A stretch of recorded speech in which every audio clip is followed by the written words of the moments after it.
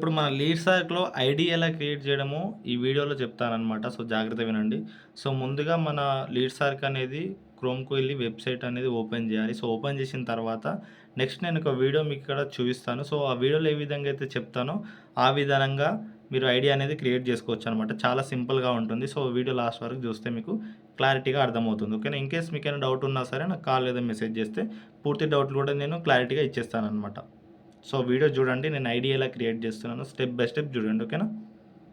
ముందుగా గూగుల్ అయితే ఓపెన్ చేశాననమాట. సో, లీడ్సార్క్. సో, లీడ్సార్క్ ఇక్కడ లాగిన్ అవుతున్నాను చూడండి. సో, ఇక్కడ మన ఐడీ పాస్వర్డ్ ఎంటర్ చేసి లాగిన్ మీద క్లిక్ చేయండి. సో, వన్స్ లాగిన్ అయిపోయిన తర్వాత మనకు డాష్‌బోర్డ్ అయితే ఇలా వస్తుందన్నమాట. సో, డాష్‌బోర్డ్‌ని రిమూవ్ చేయండి.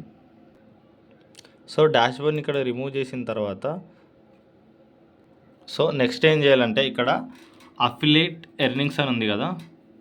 అఫిలియేట్ ఎర్నింగ్స్ మీద క్లిక్ చేయండి.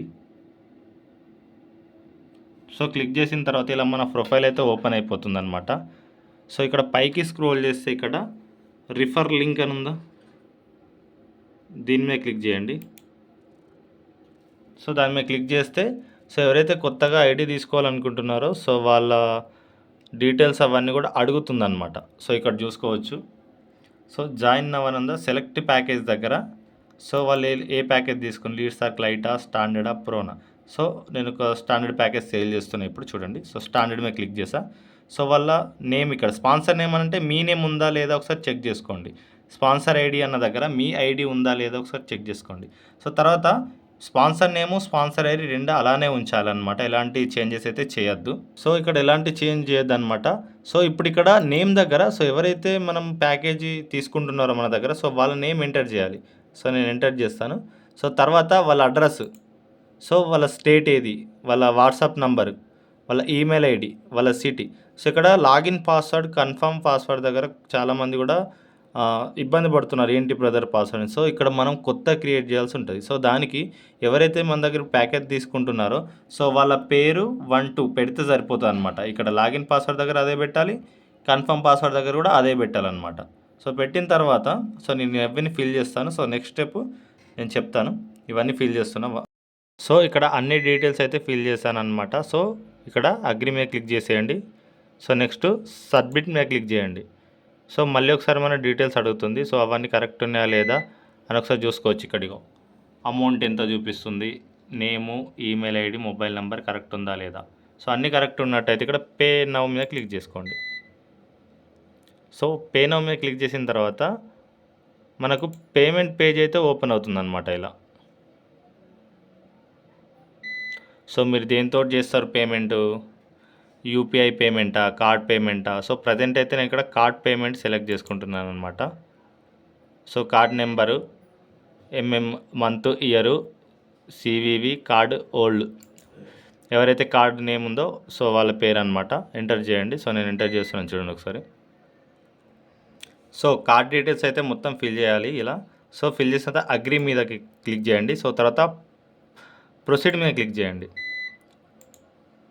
సో, ఇలా పేమెంట్ అనేది మనకు ప్రొసీడ్ అవుతుంది. సో, నెక్స్ట్ ఈ కార్డుకి కార్డ్ పేమెంట్ చేస్తున్నాం కాబట్టి సో ఏదైతే మొబైల్ నెంబర్ లింక్ అయి ఉందో ఆ మొబైల్ నెంబర్కి ఓటీపీ వస్తుందన్నమాట. సో, ఆ ఓటీపీ ఎంటర్ చేయడం ద్వారా మనకు పేమెంట్ అయితే సక్సెస్ఫుల్గా కంప్లీట్ అయిపోతుంది. వాళ్ళ ఐడి కూడా క్రియేట్ అయిపోతుంది. ఇప్పుడు నేను చేసి చూపిస్తాను చూడండి ఒకసారి. సో, జస్ట్ నాకు ఇంకో ఓటీపీ అయితే రాలేదు మొబైల్కి.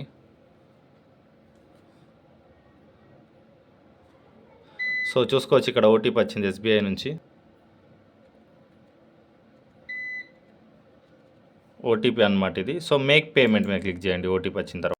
పేమెంట్ అయితే ఇక్కడ సక్సెస్ఫుల్గా అయిపోయిందనమాట. సో, ఇప్పుడు మనం బ్యాక్ టు హోమ్ అని వెళ్ళిపోదాం. సో, మళ్ళీ ఇక్కడ మన ఫ్రెష్గా ఏ విధంగా అయితే ఓపెన్ చేసుకుంటామో ఆ విధంగా ఓపెన్ చేసుకుంటే సరిపోతుంది.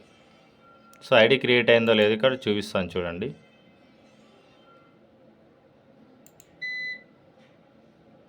సో, ఇక్కడ మై రిఫరల్ మీద క్లిక్ చేయండి. సో, ఇక్కడ చూసుకోవచ్చు ఇంతకుముందు క్రియేట్ చేసిన ఐడి అనమాట. సో, ఆల్రెడీ పేమెంట్ కూడా అయిపోయింది. ఇక్కడ కన్ఫర్మ్ డేట్ దగ్గర ఇక్కడ చూసుకోవచ్చు. కన్ఫర్మ్ డేట్ దగ్గర సేమ్ డేట్ ఉంటే పేమెంట్ కూడా అయిపోయినట్టే లెక్క. ఓకేనా. సో మరి పేమెంట్ మనకు యాడ్ అయిందో లేదో ఇక్కడ చూసుకోవచ్చు. Affiliate account. సో చూసుకోవచ్చు ఈరోజు స్టాండర్డ్ ప్యాకేజ్ చేయడం ద్వారా 3000 అయితే యాడ్ అయిపోయింది అనమాట. ఓకేనా.